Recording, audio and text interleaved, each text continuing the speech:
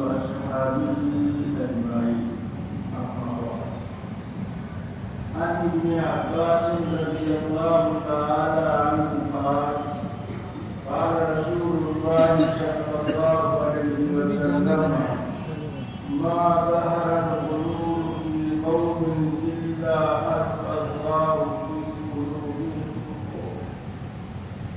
ولا خشى في قوم الزنا إلا كثر فيهم الموت ولا نقص قوم المكيال والميزان إلا قطع عنهم الرزق ولا حكم قوم بغير أجر إلا خشع فيهم الدم، أو كما قال عليه الصلاة والسلام. حضرات علماء کرام، حاضرین مسجد، بزرگان محترم، اللہ تعالیٰ کی مہربانی، اس کا احسان و کرم ہے ہم آپ اللہ کے پاک گھر میں اللہ کی عبادت کے بعد دین ایمان کی بات سننے سنانے کے لیے جمع ہیں۔ ایک شاعر صاحب وہ شعر پڑھنا شعر لکھنا جانتے تھے، تو استاد شاعر نے ایک دن اپنے شاگرد شاعر سے کہا: آج میں تمہیں ایسا شعر سناؤں گا جو ایک شعر 1 لاکھ روپے کا۔ استاد نے شاگرد کو شعر سنا دیا، شاگرد نے وہ شعر یاد کر لیا۔ جب شاگرد کو وہ شعر یاد ہو گیا تو شاگرد سمجھ بیٹھا اب ہمارے پاس 1 لاکھ روپیہ آ گیا، کیوں؟ یہ ایک شعر 1 لاکھ روپے کا ہے۔ وہ سبزی کی دکان پر پہنچا، سبزی بیچنے والے سے کہا 5 کلو آلو دے، اس نے 5 کلو آلو دیا۔ جب پیسہ دینے کا نمبر آیا تو اس نے وہی 1 لاکھ روپے والا شعر سنایا، کہا 5 کلو آلو کا پیسہ لے لو، باقی رقم واپس کر دو۔ تو آلو بیچنے والے نے کہا تم ہمارے آلو واپس کر دو، اپنے 1 لاکھ روپے کا شعر واپس لے جاؤ۔ یہ جوتے کی دکان پر پہنچا، 2 جوڑے جوتے خریدے۔ جوتا بیچنے والے نے جب پیسہ مانگا تو وہی 1 لاکھ روپے کا شعر سنایا۔ جوتا بیچنے والے نے کہا ہمارے جوتے واپس کر دو، اپنے شعر واپس لے جاؤ۔ اب یہ اپنے استاد کے پاس پہنچا، کہا استاد محترم آج معلوم ہوا آپ جھوٹ بھی بولتے۔ کہا کیا ہوا؟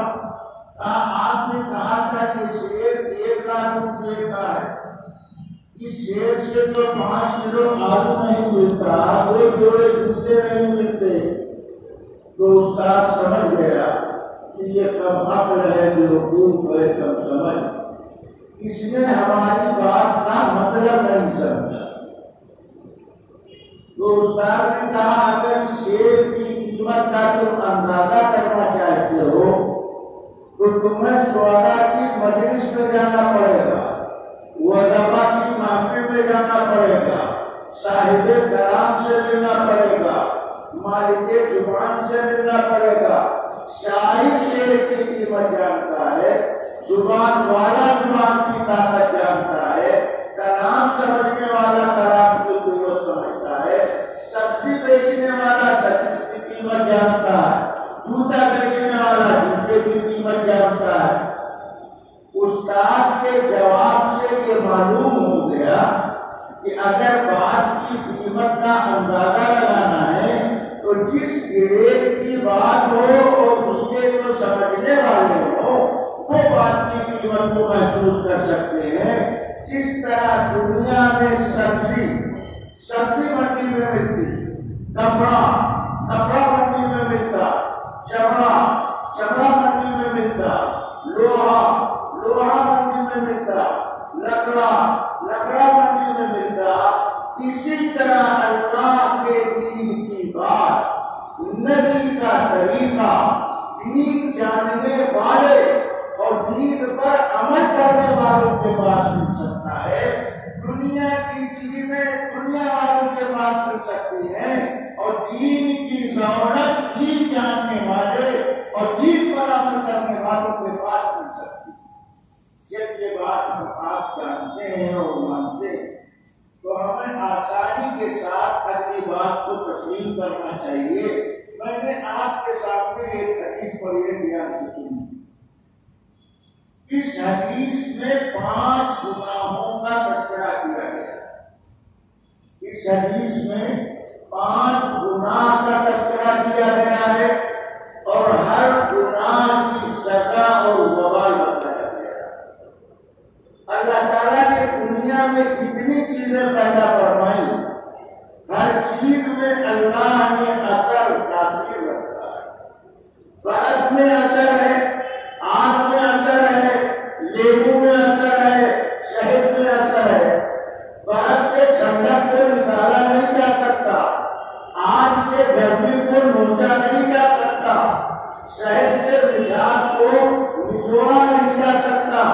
جس طرح دنیا کی چیزوں میں خالق نے تاثیر پیدا کیا ہے، اسی طرح انسان کے اعمال میں بھی اللہ نے اثر رکھا۔ اگر اچھا کام کرتا ہے تو اس کے اچھے اثرات مرتب ہوتے ہیں، اور اگر گناہ، نافرمانی، معصیت کا کام کرتا ہے تو اس کے بھی اثرات پڑتے ہیں۔ دنیا میں بہت ساری چیزیں ایسی جن کو ہم دیکھتے نہیں ہیں، مگر برتنے کی وجہ سے ان چیزوں کو ہم تسلیم کرتے ہیں۔ مثلا ہم میں سے کوئی اپنا چہرہ نہیں دیکھتا جب تک آئینہ سامنے نہ ہو، ہمارا چہرہ ہمیں دکھائی نہیں پڑتا۔ کیا بغیر آئینے کے ہم اپنے چہرے کو تسلیم نہیں کرتے؟ ہوا ہمیں دکھائی نہیں پڑتی، کیا ہوا کو ہم تسلیم نہیں کرتے؟ نیند ہمیں دکھائی نہیں پڑتی، کیا نیند کو ہم تسلیم نہیں کرتے؟ اسی طرح نیک اعمال کے اثرات دکھائی نہیں پڑتے ہیں، مگر اس کا احساس ہم کو ہونا چاہیے۔ گناہ کے کام کے بعض مرتبہ اثرات محسوس نہیں ہوتے ہیں، مگر اس کے اثر سے ہمیں انکار نہیں کرنا چاہیے۔ اس حدیث کے راوی ہیں حضرت عبداللہ ابن عباس رضی اللہ تعالیٰ۔ یہ حضرت عباس کے بیٹے اور حضرت عباس یہ اللہ کے رسول کے چچا۔ یہ عجیب غریب قسم کے صحابی ابن عباس نبی کے ہجرت فرمانے سے 3 سال پہلے پیدا ہوئے۔ نبی کے وصال کے وقت ان کی عمر 12-13 سال کی تھی۔ یہ وہ اکلوتا بچہ ہے کہ جب یہ پیدا ہوئے تو ان کی ماں بچے کو لے کر نبی کی خدمت میں حاضر ہوئی۔ تو اللہ کے پیغمبر نے سب سے پہلے اپنا دعا ان کے حالت میں اتارا۔ گویا ابن عباس کے پیٹ میں سب سے پہلے حضرت محمد رسول اللہ صلی اللہ علیہ وسلم کا بابرکت دعا پہنچا۔ اس کے اثرات یہ مرتب ہوئے کہ اللہ تعالیٰ نے ان کی ذات میں دین قبول کرنے کی عظیم صلاحیت پیدا کروائی۔ حضرت عبداللہ ابن عباس جو صحابی ہیں جن سے 1660 روایتیں بنتی، یہ 1660 حدیثیں ان کو زبانی میں۔ عبداللہ ابن عباس وہ صحابی ہیں جنہوں نے بڑے بڑے صحابہ کی شاگردی اختیار کی۔ زید بن ثابت جو کاتب وحی ہیں، ان کے دروازے پر حدیث سیکھنے کے لیے ابن عباس پہنچے۔ دروازہ بند تھا، باہر چادر بچھا کر بیٹھے، ہوا تیز چل رہی تھی، گرد و غبار کی تہ ان کی چادر پر جم گئی۔ زید بن ثابت جب مکان سے باہر نکلے، ابن عباس کو دروازے پر بیٹھا دیکھا تو کہا، بیٹا تمہیں ہمارے دروازے پر لیٹنا نہیں چاہیے، ہم کو آواز دے دینا چاہیے۔ تو ابن عباس نے کہا، میں شاگرد ہوں، میں طالب دین ہوں، طالب دین کو اپنی ذات میں طلب کا اظہار کرنا چاہیے، ہمیں آپ کے کام کی رعایت کرنی چاہیے، اپنی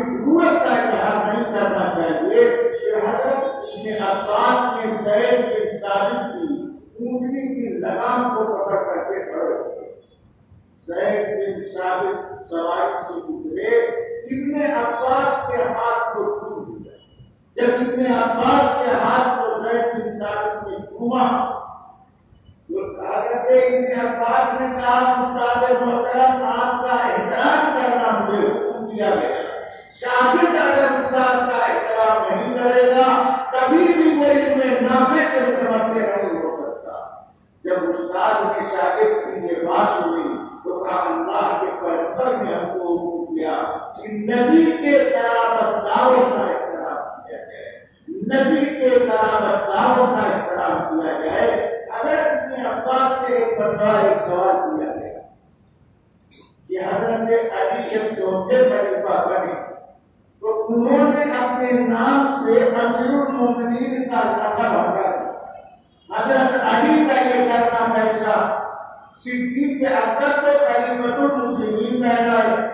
امیر المومنین کا جملہ حضرت عمر کے زمانے سے چلا. حضرت علی نے اپنی خلافت میں امیر المومنین کے جملہ استعمال کرنا ختم کر دیا. تو حضرت ابن عباس نے جواب دیا کہ تمہیں حضرت علی کے اس اعلان میں گستاخی نظر آتی. اللہ کے نبی نے سورہ حدیبیہ کے موقع پر سورہ نامہ میں لفظ رسول اللہ لکھا تھا. نبی نے اپنے ہاتھ سے کاٹ دیا تھا. اگر نبی کا لفظ رسول اللہ کاٹنا غلط نہیں ہے تو علی کا لفظ امیر المومنین کا لفظ کرنا بھی غلط نہیں ہے. حضرت ابن عباس وہ کہتے ہیں کہ حضور پاک علیہ السلام نے آج قوم کو خطاب فرمایا تو نبی نے 5 گناہوں کا تذکرہ کیا اور ہر گناہ سے جو اثر دنیا میں ظاہر ہوتا ہے ہر گناہ کے اثر کو بیان کیا تاکہ مسلمان اپنے آپ کو گناہ نافرمانی معصیت سے الگ. ایک بات اچھی طرح سمجھ لیجیے کہ نیک کام کرنا آسان, سبحان اللہ پڑھنا, الحمدللہ پڑھنا, 2 رکعت نفل پڑھنا آسان تھا, مگر گناہ سے بچنا, گناہ سے رکنا, گناہ سے روکنا یہ بڑا مشکل تھا. گناہ سے بچنا بڑا مشکل کام ہے. اگر ابن عباس کہتے ہیں کہ اللہ کے نبی نے آج 5 گناہوں کا تذکرہ کیا اور ان گناہوں کے اثرات کو بیان فرمایا. پہلے آپ اس بات کو سمجھیے کہ گناہ کہتے ہیں. گناہ کس کا؟ اگر میں آپ سے پوچھوں تو آپ مجھے کہنے والا جھوٹ بولنا, دغا دینا, یہ سب گناہ کی قسمیں ہیں. یہ الگ الگ گناہ ہیں. گناہ کس کو کہتے ہیں, گناہ کی تعریف کیا ہے تو سنیے میں آسان طریقے پر آپ کو بتاتا. گناہ کے معنی ہے نافرمانی کرنا. گناہ کے معنی نافرمانی کرنا. نافرمانی کس کو کہتے ہیں؟ نافرمانی کہتے ہیں اپنے بڑے کی بات کو نہ ماننا. نافرمانی اپنے بڑے کی بات کو نہ ماننا. اب بڑے کی بات نہ ماننے کا کوئی طریقہ ہے, کوئی تیسرا طریقہ ثابت نہیں کر سکتا. بڑے کی بات نہ ماننے کا کوئی طریقہ, پہلا طریقہ بڑے نے جس کام کا حکم کیا وہ کام کو بجا نہیں جا رہا ہے تو وہ اپنے بڑے کی بات نہیں مان رہا. دوسرا طریقہ بڑے نے جس کام کا حکم دیا اور کام کرنے کا جو طریقہ بتایا کام تو کر رہا ہے مگر بڑے کے بتائے ہوئے طریقے کے مطابق نہیں کرتا, اپنی مرضی کے مطابق وہ کام کرتا ہے تو اس کو بھی کہیں گے کہ بڑے کی بات ماننے والا نہیں. چھوٹا انسان بڑے کی بات دنیا میں نہ مانے تو اس کو نافرمان کہا جاتا ہے. اللہ کا بندہ اور اللہ کی بندی اگر اللہ رسول کی بات نہ مانے تو اسے گنہگار کہا جاتا ہے. گناہ کرنے کا طریقہ میں نے آپ کو بتایا کہ بات کا حکم کیا گیا وہ کام ہی نہیں کرتا, یہ بھی گناہ. کام تو کرتا ہے مگر طریقہ اپنا چالو کر دیتا, نام کام کا دیتا ہے مگر رواج اپنا چالو کیے ہوئے ہے تو یہ بھی گناہ کے حکم ہے. گناہ کا اثر کیا ہوتا ہے؟ بات سمجھ میں آئے؟ کون کون سمجھا ہے کہ ہاتھ کا ہمیں پتہ نہیں کرنا چاہیے، دائیں بائیں سب کرنا چاہیے. آپ ابھی کچھ کچھ کرتے ہیں، تھوڑی دیر میں سب کچھ سمجھ میں آئے گا. ابھی کچھ کچھ سمجھ میں آیا ہے، تھوڑی دیر میں سب کچھ سمجھ میں آئے گا. اسی طرح آپ متوجہ ہو کر بات سنیں، انشاءاللہ آسانی سے بات سمجھ میں آپ سے آئے. گناہ کا اثر کیا ہوتا ہے؟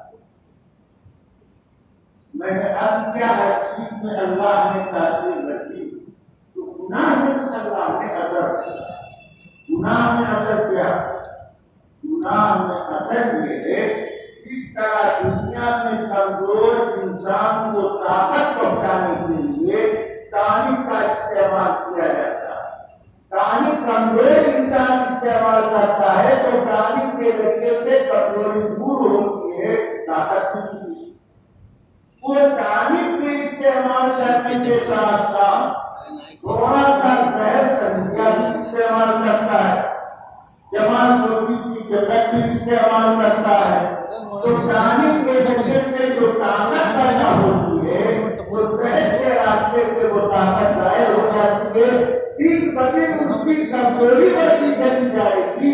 وہ سوچتا رہے گا کہ ہم تو ٹانک کا استعمال کر رہے ہیں، مگر ٹانک کا اثر اس وقت ہوگا جب طاقت ظاہر کرنے والی چیز کا استعمال نہیں کرے گا، تب ٹانک کی قوت کا پتہ چلے گا.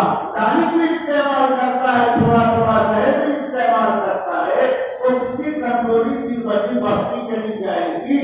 اسی طرح مومن مسلمان جب گناہ کا کام کرتا ہے اور نیکی کا کام کرتا ہے، تو اگر گناہ اس نے چھوڑا نہیں تو نیکی کا اثر گناہ کے عمل کی وجہ سے دھیرے دھیرے طاقت ظاہر ہوتی رہتی ہے.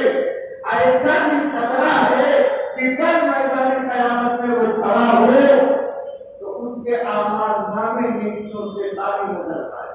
قرآن کہتا ہے غریباً خاف مقام ربی، جو آدمی اس بات سے ڈرا، غریباً خاف مقام ربی، جو آدمی اس بات سے ڈرا کہ اللہ کے سامنے ہمیں کھڑا ہو. یہاں قرآن نے یہ نہیں کہا کہ جو آدمی جہنم سے ڈرا، کیا جو آدمی آگ سے ڈرا، کیا جو آدمی نار سے ڈرا، اس کا کوئی فکر نہیں. اللہ صاف صاف کرے جو آدمی رب کے سامنے کھڑے ہونے سے ڈرا. معلوم کیا ہوا؟ جو کچھ یہاں کرو گے سب ساتھ لے کر جاؤ، جو کچھ یہاں کرو گے سب ساتھ لے کر جاؤ گے. اگر گناہ پر گناہ کر رکھا ہے، سچی پر توبہ نہیں کیا، تو وہ گناہ تمہاری ذات کے ساتھ رب کے سامنے عامل کے ساتھ عمل کو کھڑا کیا جائے گا. جو آدمی اس بات سے ڈرا کہ ہمیں اللہ کے سامنے روبرو ہونا ہے، ہم اللہ کے سامنے گناہ لے کر جائیں، یہاں اللہ کی نعمتیں استعمال کریں اور وہاں اللہ کے سامنے ہم گناہ لے کر کے جائیں. جو آدمی اس بات سے ڈرے گا وہ گناہ سے رکے، جو آدمی اس بات سے ڈرے گا وہ گناہ کرنے سے رکے گا. گناہ سے رکنے کا پہلا طریقہ قرآن نے بتایا کہ آخرت کا احساس کے اندر ہے. دوسرا طریقہ گناہ سے بچنے کا دوسرا آسان طریقہ کیا ہے؟ دوسرا آسان طریقہ یہ ہے کہ انسان یہ سوچے کہ جو کچھ ہم کر رہے ہیں، جو کچھ ہم کر رہے ہیں اللہ دیکھ رہا ہے، اللہ دیکھ رہا ہے. یہ خیال دل میں پیدا ہوگا تو جیسے پہاڑی کی چوٹی پر اتنے عمر میں چرواہے کو روک کر کے کہا ایک بکری ہمارے ہاتھ میں، تو میں مسافر آدمی روزے کی حالت میں ہوں، افطار کے لیے بکری ذبح کروں گا، تم کو گوشت بھی دوں گا، پیسہ بھی دوں گا.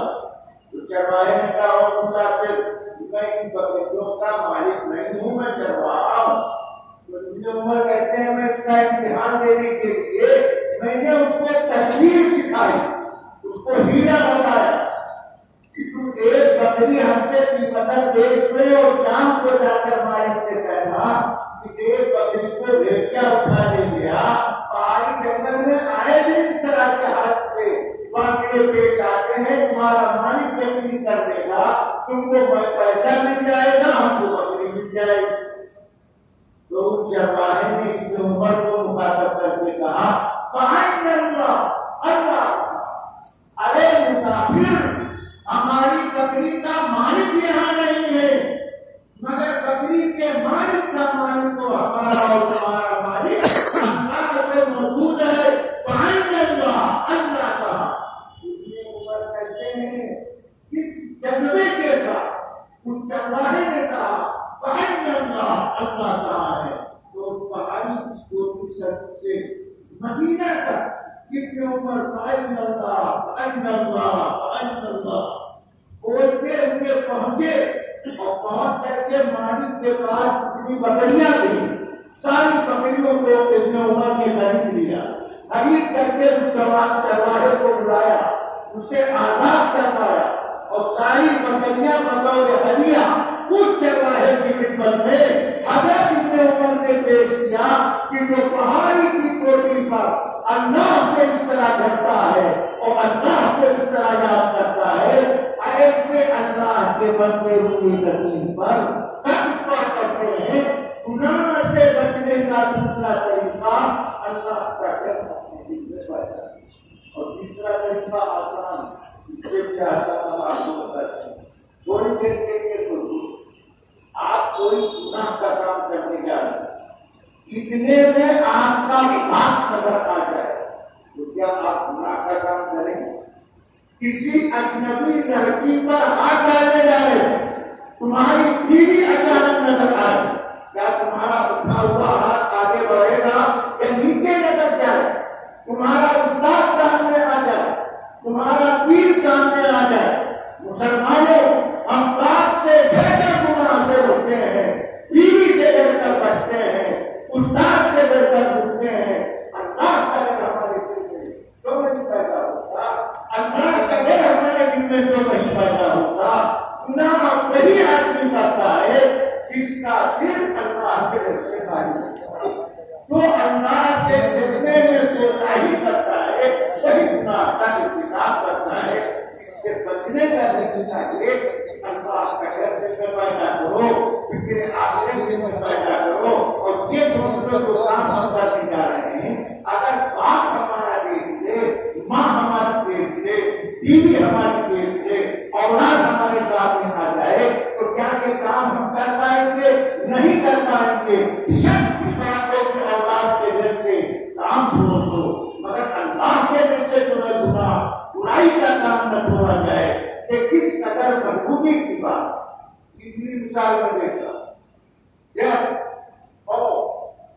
یہ ایسی چیز ہے کہ جس کے دل میں ڈر پیدا ہو جاتا ہے اس کے لیے مشکل سے مشکل کام کرنا آسان ہوتا ہے۔